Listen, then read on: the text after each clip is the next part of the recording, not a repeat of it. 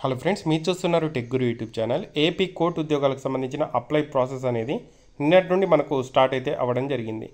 చాలామందికి చాలా రకాల డౌట్స్ అయితే ఉండడం జరిగింది. సో వాటినన్నింటినీ కామెంట్ రూపంలో అడుగుతున్నారు. సో వాటికి సంబంధించి సమాధానాలన్నీ వీడియోలో అయితే చేయడం జరుగుతుంది. ఆల్రెడీ ఎలా అప్లై చేసుకోవాలనేది వీడియో ఆల్రెడీ మన ఛానల్లో చేసి పెట్టడం జరిగింది.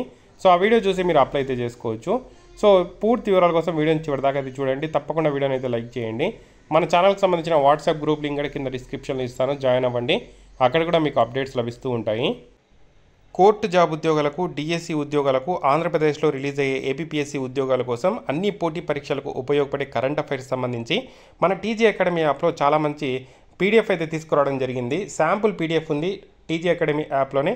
కావాల్సిన వాళ్ళు టీజీ అకాడమీ యాప్ లింక్ కింద డిస్క్రిప్షన్లో ప్రొవైడ్ చేయడం జరిగింది. కేవలం 69 రూపీస్కే మీకు అయితే అందిస్తున్నాము. So TG academy app download చేసుకొని శాంపుల్ పీడిఎఫ్ చూసి మీకు నచ్చితేనే తీసుకోవచ్చు. ఇదే కాకుండా కోర్టు ఉద్యోగాలకు సంబంధించిన ఫుల్ సిలబస్ కోర్సు అలాగే టెస్ట్ సిరీస్ కూడా ఉంది. టీజీ అకాడమీ యాప్ లింక్ కింద డిస్క్రిప్షన్లో ఉంది, డౌన్లోడ్ చేసుకోండి.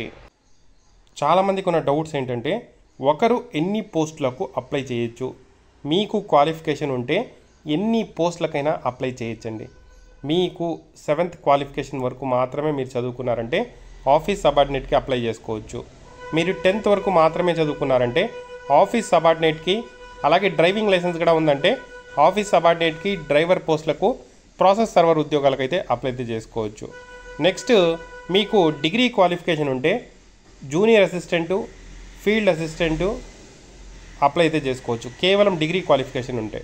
డిగ్రీ క్వాలిఫికేషన్తో పాటు మాకు షార్ట్ హ్యాండ్ వచ్చు అంటే జూనియర్ అసిస్టెంటు, ఫీల్డ్ అసిస్టెంటు, తర్వాత వచ్చి స్టెనోగ్రఫీ పోస్టులకు అప్లై చేసుకోవచ్చు.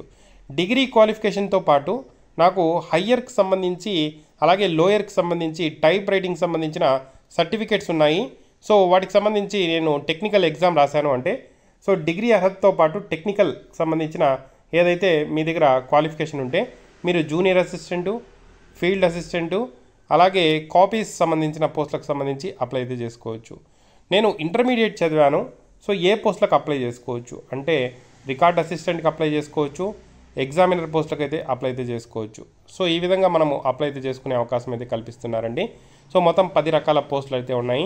సో మీకు అర్హతలు బట్టి మీరు అప్లై అయితే చేసుకోవచ్చు. అర్హతలు ఉంటే ఎన్ని పోస్టులకైనా అప్లై చేసుకునే అవకాశం అయితే ఉంది. నెక్స్ట్, 10,000 ఎందుకు కట్టాలి? సో 10,000కి సంబంధించిన కాన్సెప్ట్ ఏంటంటే, మనకు అన్ని నోటిఫికేషన్లో క్లియర్గా ఈ పాయింట్ అనేది మెన్షన్ చేశారు. 10,000కి సంబంధించి అది స్టార్టింగ్లోనే కట్టాలా అని చెప్పి కొంతమంది అభ్యర్థులు అడుగుతున్నారు. సో అది ట్రైనింగ్ అండ్ సెక్యూరిటీ డిపాజిట్ అండి. అది కేవలం మీకు జాబ్ వచ్చిన తర్వాత, సో జాబ్ వచ్చిన తర్వాత మీరు 10,000 రూపాయలు కట్టాల్సి ఉంటుంది. ట్రైనింగ్ అండ్ సెక్యూరిటీ అంటే మీకు ట్రైనింగ్ ఇస్తారు, కొన్ని సందర్భాల్లో మీరు వెళ్ళిపోయే అవకాశం ఉంటుంది ట్రైనింగ్ సమయంలోనే. సో అటువంటప్పుడు ట్రైనింగ్ అండ్ సెక్యూరిటీ డిపాజిట్ కింద 10,000 రూపాయలు అయితే జాబ్ వచ్చిన ప్రతి ఒక్కరూ చెల్లించాల్సి అయితే ఉంటుంది. ఇదే కాకుండా 5 lakh రూపీస్ బాండ్ ఉంటుంది. సో అది అమౌంట్ మీరేం పే చేయాల్సిన అవసరం లేదు. మీరు 2 years బాండ్ రాసి అయితే ఇవ్వాల్సి అయితే ఉంటుంది. సో అది 2 yearsలో మీరు జాబ్ వదిలేస్తే 5 lakh రూపీస్ పే చేసేటట్టు బాండ్ రాసి ఇవ్వాలి. అమౌంట్ ఏమీ పే చేయాల్సిన అవసరం లేదు.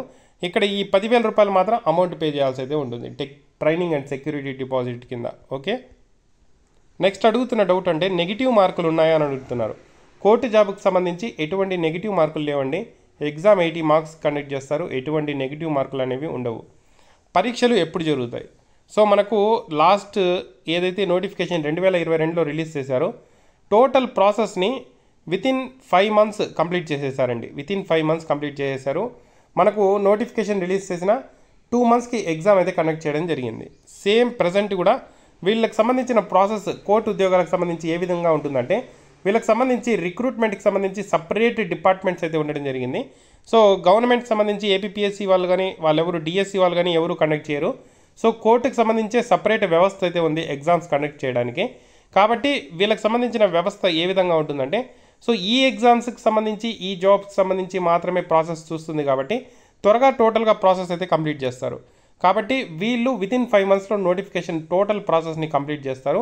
నోటిఫికేషన్ రిలీజ్ చేసిన 2 monthsకి ఎగ్జామ్స్ అయితే కండక్ట్ చేస్తారు. సో ప్రజెంట్ మనకు నోటిఫికేషన్ రిలీజ్ అయిన 2 monthsకి ఎగ్జామ్స్ అయితే జరుగుతాయి. దాని ప్రకారంగా మీరు ప్రిపరేషన్ అనేది కంటిన్యూ చేయండి.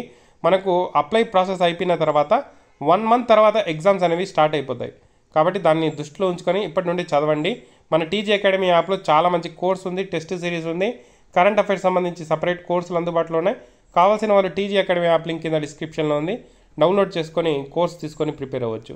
నెక్స్ట్ చూసుకుంటే స్టడీ సర్టిఫికేట్స్ సంబంధించి స్టడీ సర్టిఫికేట్స్ లేవు, ఏం చేయాలి? స్టడీ సర్టిఫికేట్స్ ఖచ్చితంగా అప్లోడ్ చేయాలండి.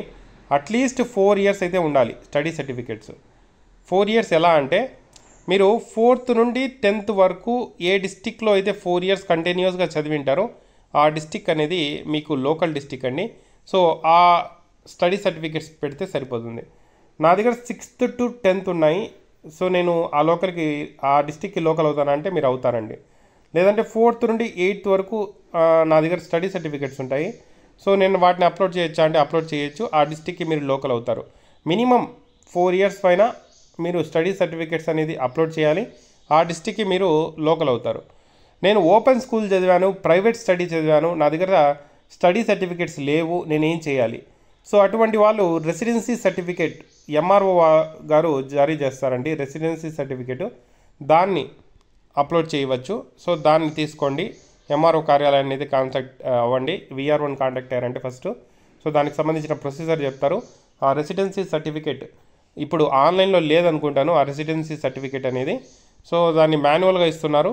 సో మీరు విఆర్ఓ కాంటాక్ట్ అయ్యి మాన్యువల్గా రెసిడెన్సీ సర్టిఫికేట్ అడిగారంటే సో దానికి సంబంధించిన ప్రొసీజర్ మొత్తం చెప్పి సో దానికి సంబంధించి అప్లై చేసుకొని రెసిడెన్సీ సర్టిఫికేట్ని అప్లోడ్ చేయాల్సి అయితే ఉంటుంది. ఎవరి దగ్గర అయితే స్టడీ సర్టిఫికేట్స్ లేవు, మేము ప్రైవేట్ స్టడీ ఓపెన్ స్కూల్స్లో చదివాము అనే వాళ్ళు మాత్రం స్టడీ సర్టిఫికేట్స్ అయితే పెట్టండి. రెగ్యులర్గా చదివిన అభ్యర్థులందరూ కూడా ఖచ్చితంగా స్టడీ సర్టిఫికేట్స్ అయితే అప్లోడ్ చేయాల్సి అయితే ఉంటుంది. ఇదే అండి, డౌట్స్ అన్నీ క్లారిఫై చేశాను అనుకుంటున్నాను. మీకు ఇంకా ఏదైనా డౌట్స్ ఉంటే కామెంట్ చేయండి. తప్పకుండా వీడియోని అయితే లైక్ చేసి షేర్ చేయండి.